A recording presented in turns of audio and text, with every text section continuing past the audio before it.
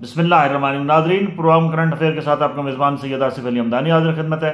ناظرین، آج عظیم بانی پاکستان قائد اعظم محمد علی جناح کی یوم پیدائش کا دن ہے 25 دسمبر، اور اس عظیم ہستی کو خراج تحسین پیش کرتے ہیں جس نے بر صغیر کے اندر بسنے والے کروڑوں مسلمانوں کی جو اس وقت صورتحال تھی، جو ہندو تنگ نظر قتل و غارت کرتے تھے، نسل کشی کرتے تھے اور وہاں پہ جینا حرام کیا ہوا تھا، ان کے لیے ایک الگ خطے کا قیام قائد اعظم محمد علی جناح کی سربراہی میں لایا گیا، اور قائد اعظم محمد علی جناح نے بڑی دور اندیشی کے ساتھ اس ارض پاک کا جو ہے وہ بنیاد رکھی، جن کا مقصد تھا کہ یہاں پہ لوگ آزادانہ طور پہ جو ہے وہ اپنی عبادت کریں گے، اور ایک اسلامی فلاحی ریاست جو ہے اس کے لیے یہاں پہ عملی اقدامات اٹھائے جائیں گے۔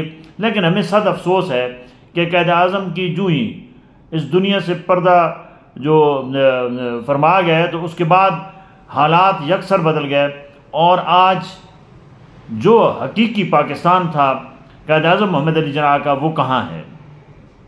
کیا یہ ملک اس لیے بنا کہ یہاں پہ قتل و غارت ہوگی؟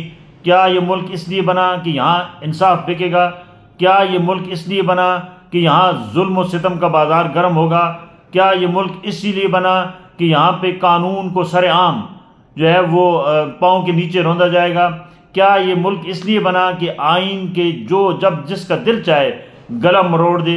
کیا یہ ملک اس لیے بنا کہ یہاں پہ بے روزگاری کا سیلاب ہو؟ کیا یہ ملک اس لیے بنا کہ یہاں خواتین کی عصمت دری ہو؟ کیا یہ ملک اس لیے بنا کہ یہاں پہ لوگ ایڑیاں رگڑ رگڑ کے جو ہے وہ دم توڑ دیں، ان کو صحت کی سہولتیں نہ مل سکیں؟ کیا یہ ملک اس لیے بنا کہ یہاں ہر وقت افراتفری ہو؟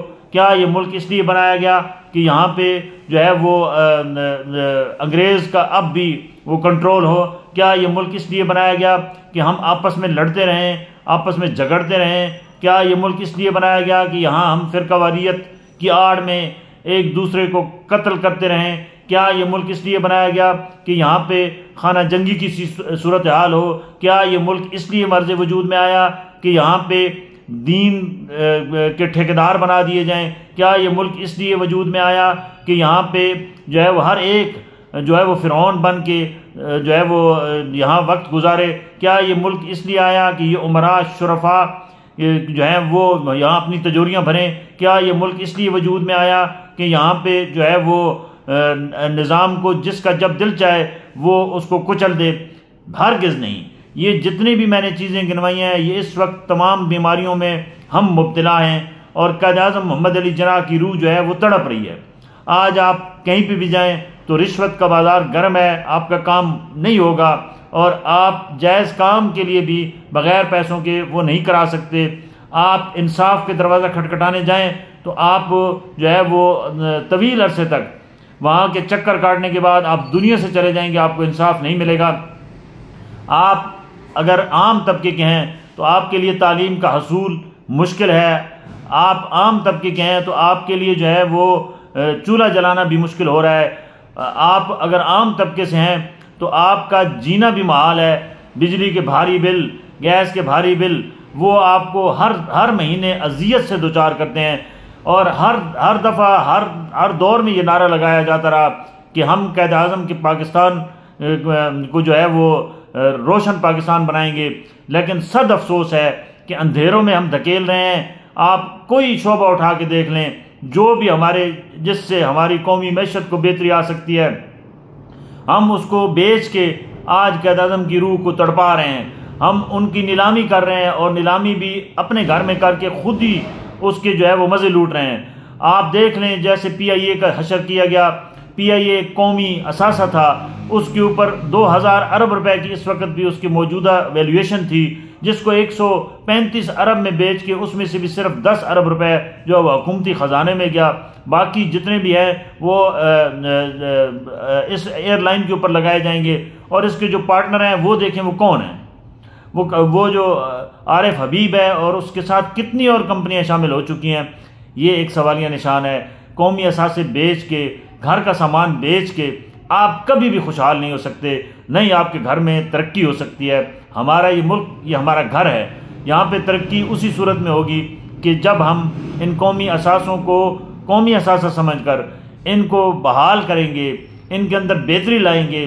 یہی پی آئی اے کو بیچنے کے بجائے یہاں آپ پرائیویٹ کمپنیز کے ساتھ پارٹنرشپ کر لیتے، اس کے ایسڈ نہ بیچتے جو اس کے اربوں خربوں روپے کے ایسڈ ہیں، آپ نے اس کو کوڑیوں کے بھاؤ دے دیا ہے، اور آپ کو ذرا سا بھی خوف نہیں آ رہا ہے کہ ہم نے اللہ کو جان دینی ہے اور ہم کیا منہ دکھائیں گے روز قیامت کے، ہم اس قوم کے ساتھ اور اس ملک کے ساتھ کیا کرتے رہے۔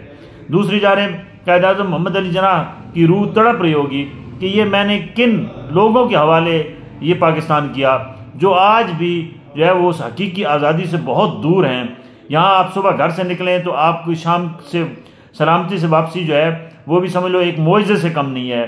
آپ اپنے بچوں اور بچیوں کی حفاظت نہیں کر پا رہے، آپ اپنے گھروں کی حفاظت نہیں کر پا رہے۔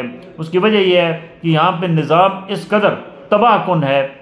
یہ قائد اعظم کا پاکستان نہیں ہے، یہ انہی انگریزوں کا کھوکھلا پاکستان ہے جو بر صغیر کے اندر ایسٹ انڈیا کمپنی کی صورت میں موجود تھے، اور وہ دیمک کی طرح وہاں وسائل چاٹ رہے تھے بر صغیر کے، جس کی وجہ سے یہ ڈیوائیڈیشن ہوئی۔ آج بھی ہمیں بحیثیت قوم اکٹھا ہونے ہی نہیں دیا جا رہا ہے، ہمیں جناب فرقوں میں تقسیم کر دیا گیا ہے، ہمیں مختلف گروہوں میں تقسیم کر دیا گیا ہے، ہمیں مختلف سیاسی پارٹیوں میں تقسیم کر دیا گیا ہے، اور ہمارا جو ہے وہ انجام اس قدر دردناک ہونے والا ہے کہ ہمیں تو یہ بھی نہیں سمجھ آ رہی ہے کہ ہمارا مستقبل یہاں کیا ہے۔